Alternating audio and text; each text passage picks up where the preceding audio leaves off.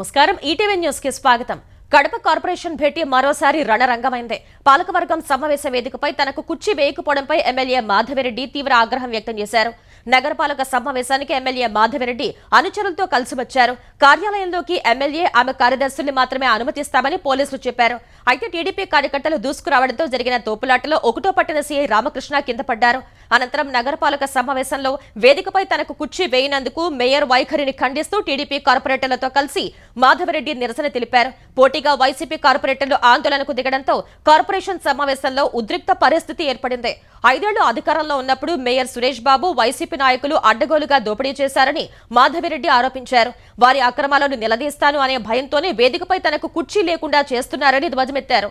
YCP పాలనలో 2 ఎమ్మెల్యేలకు చెరోవైపు కుర్చీలు వేయించిన మేయర్ సురేష్ కడప, కమలాపురం స్థానాల్లో టీడీపీ గెలవటంతో పద్ధతి మార్చేశారని ఆరోపించారు. మేయర్ అవినీతిపరుడు అని ఆరోపించడంతో మేయర్కు ఎమ్మెల్యేకి మధ్య వాదోపవాదాలు జరిగాయి. ఈ వివాదం మధ్య సమావేశం వాయిదా పడింది. తర్వాత సమావేశమైన సభలో గందరగోళం మధ్య అజెండాను ఆమోదించుకుని సమావేశాన్ని మేయర్ వాయిదా వేశారు.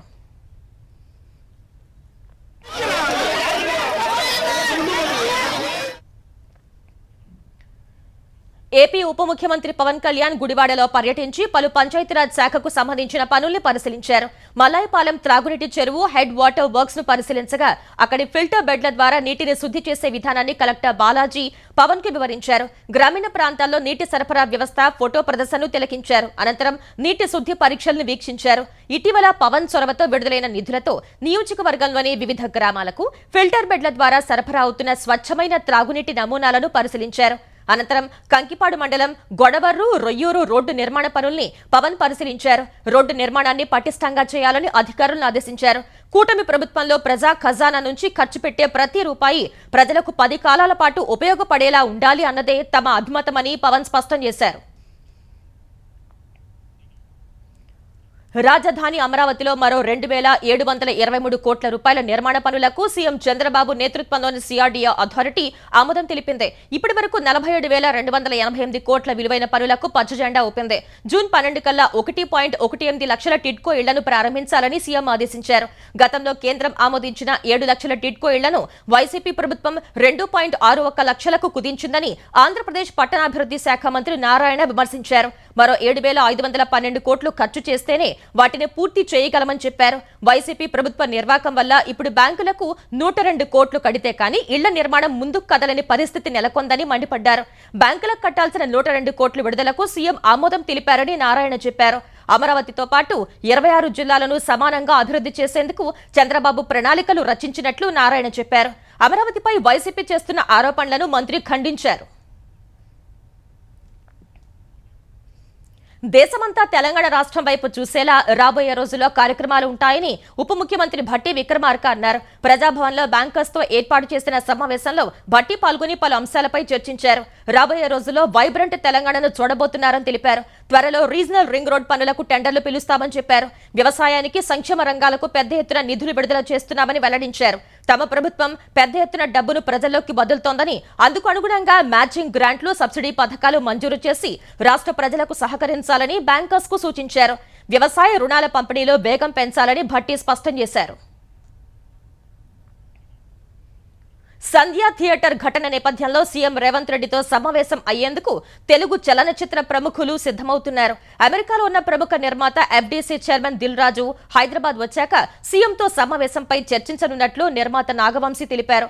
బాలకృష్ణతో నిర్మించిన డాకు మహారాజు సంక్రాంతికి విడుదలవుతున్న సందర్భంగా ఆ చిత్ర విశేషాలను ఆయన వివరించారు. ఆంధ్రప్రదేశ్లో కూటమి ప్రభుత్వం ఏర్పడిన తర్వాత తెలుగు సినీ పరిశ్రమకు ఎంతో సహకారం ఉందని నాగవంశీ చెప్పారు. మొదటి నుంచి పవన్ కళ్యాణ్ చిత్ర పరిశ్రమకు మద్దతుగానే ఉన్నట్లు తెలిపారు. సంధ్యా థియేటర్ వద్ద సంఘటన అనుకోకుండా జరిగిందని, అలాంటి ఘటనలు ఏ హీరో, ఏ థియేటర్ కోరుకోదని అన్నారు. బెనిఫిట్ షోలు, టికెట్ ధరల పెంపుపై ముఖ్యమంత్రి రేవంత్ రెడ్డి తీసుకున్న నిర్ణయాన్ని తెలంగాణ ఫిల్మ్ ఎగ్జిబిటర్స్ అసోసియేషన్ స్వాగతించింది. తెలుగు ఫిల్మ్ ఛాంబర్ కార్యాలయంలో ఏపీ, తెలంగాణ రాష్ట్రాల ఎగ్జిబిటర్లు సమావేశమైన సందర్భంగా సంధ్యా థియేటర్ ఘటన, తెలంగాణ ప్రభుత్వ నిర్ణయాలపై చర్చించారు. ఇకపై అన్ని థియేటర్లలో నిర్దిష్టమైన టికెట్ ధరలు ఉండేలా చూడాలని డిమాండ్ చేశారు. తెలంగాణ తరహాలోనే ఏపీలోనూ టికెట్ ధరలు, బెనిఫిట్ షోలపై నిర్ణయం తీసుకోవాలని ప్రభుత్వానికి ప్రతిపాదిస్తామని ఏపీ ఎగ్జిబిటర్స్ అసోసియేషన్ అధ్యక్షుడు డిఎస్ రాంప్రసాద్ తెలిపారు. సీఎం రేవంత్ రెడ్డి నిర్ణయం వల్ల మరో 5 ఏళ్లు థియేటర్లు మనుగడ సాగించగలుగుతాయని తెలంగాణ ఎగ్జిబిటర్స్ అసోసియేషన్ అధ్యక్షులు విజయేందర్ రెడ్డి చెప్పారు. హీరోల పేరుతో టికెట్ ధరలు పెంచితే సామాన్యులు ఎగ్జిబిటర్లు నష్టపోతున్నారని వివరించారు.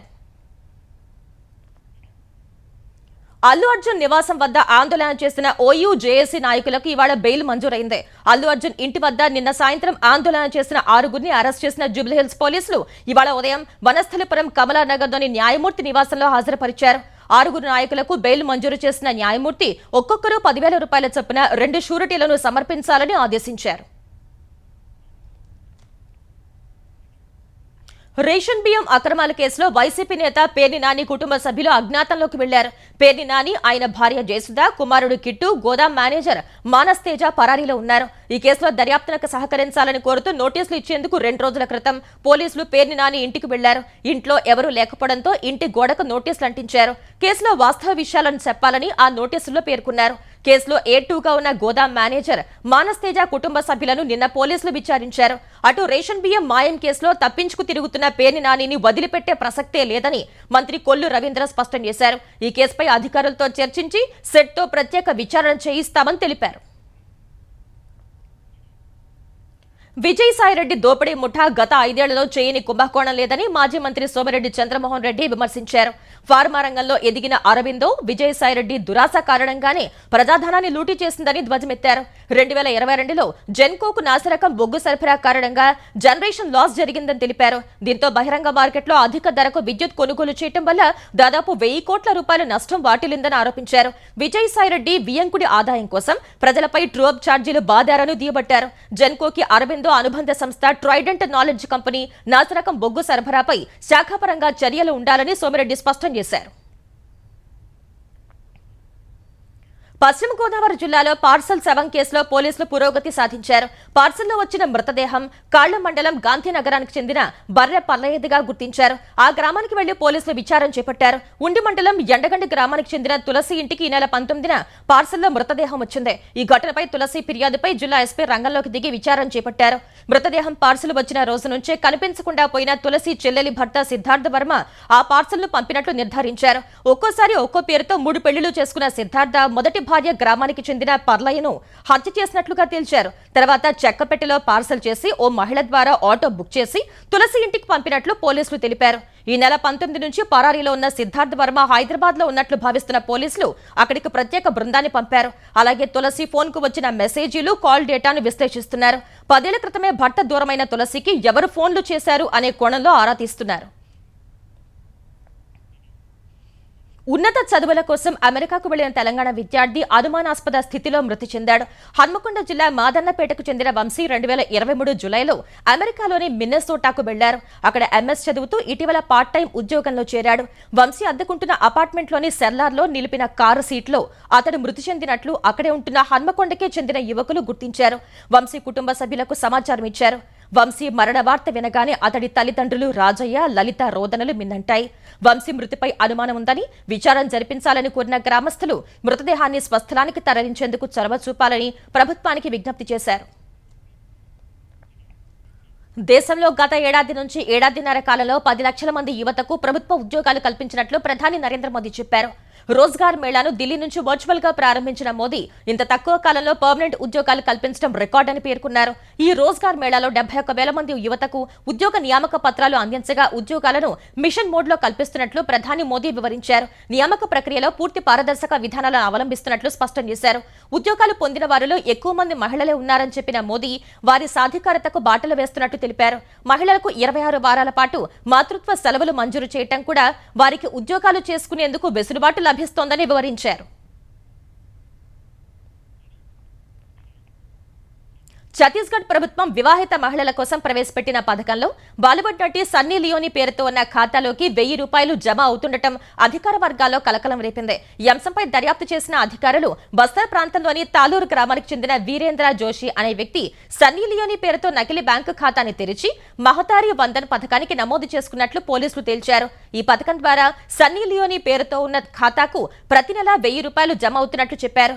ఈ వ్యవహారానికి సంబంధించి నిందితుడిపై కేసు నమోదు చేసినట్లు పోలీసులు తెలిపారు.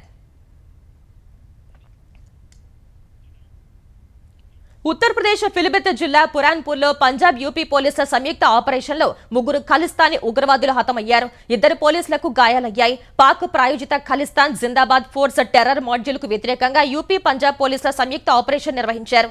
నిందితులు పోలీసులపై కాల్పులు జరపగా ఎదురు కాల్పులు చోటు చేసుకున్నట్లు పంజాబ్ డీజీపీ గౌరవ్ యాదవ్ వివరించారు. ఇరుపక్షాల మధ్య జరిగిన కాల్పుల్లో ఖలిస్తానీ ఉగ్రవాదులు గాయపడగా వారిని పురాన్పూర్లోని ప్రభుత్వ ఆసుపత్రికి తరలించారు. అక్కడ చికిత్స చేస్తుండగానే వారు మరణించినట్లు పోలీసులు ప్రకటించారు. ఈ ఘటనలో చనిపోయిన ఖలిస్తానీ ఉగ్రవాదుల్ని గుర్విందర్ సింగ్, వీరేందర్ సింగ్, జస్ప్రీత్ సింగ్ గా గుర్తించారు. ఈ ముగ్గురు గతంలో గురుదాస్పూర్లోని ఓ పోలీస్ చెక్ పోస్ట్ పై గ్రెనేడ్ దాడికి పాల్పడినట్లు పోలీసులు తెలిపారు.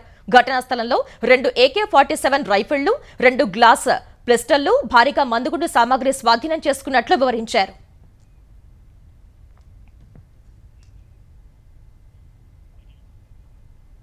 అమెరికాకు కాబోయే అధ్యక్షుడు డొనాల్డ్ ట్రంప్ తన కార్యవర్గంలో భారత అమెరికన్లకు ప్రత్యేక స్థానం కల్పిస్తున్నారు. ఇప్పటికే పలువురు భారత సంతతికి చెందిన నేతలకు కీలక బాధ్యతలు అప్పగించిన ట్రంప్ తాజాగా తన పాలక వర్గంలో మరో భారత అమెరికన్ వ్యాపారవేత్తకు చోటు కల్పించారు. ఆర్టిఫిషియల్ ఇంటెలిజెన్స్ పై White House senior policy adviser గా వెంచర్ క్యాపిటలిస్ట్ శ్రీరామ్ కృష్ణను నియమిస్తున్నట్లు తెలిపారు. White House office of science and technology పాలసీలో సీనియర్ సలహాదారుగా శ్రీరామ్ కృష్ణన్ పనిచేయనున్నారు. White House AI crypto czar David Sacks తో కలిసి ఆయన పనిచేస్తారు. కృత్రిమ మేధతో అమెరికన్ నాయకత్వాన్ని మరింత ముందుకు తీసుకువెళ్తారని ట్రంప్ వెల్లడించారు. ఇందుకు స్పందించిన శ్రీరామ్ కృష్ణన్ కాబోయే అధ్యక్షుడికి కృతజ్ఞతలు తెలిపారు. చెన్నైలో జన్మించిన శ్రీరామ్ కృష్ణన్ అన్నా యూనివర్సిటీలో ఇంజనీరింగ్ పూర్తి చేసి 2007లో మైక్రోసాఫ్ట్ లో ప్రోగ్రామ్ మేనేజర్ గా కెరీర్ ఆరంభించారు. తర్వాత ఫేస్బుక్, యాహూ, ట్విట్టర్, స్నాప్చాట్ వంటి సంస్థల్లో పనిచేశారు.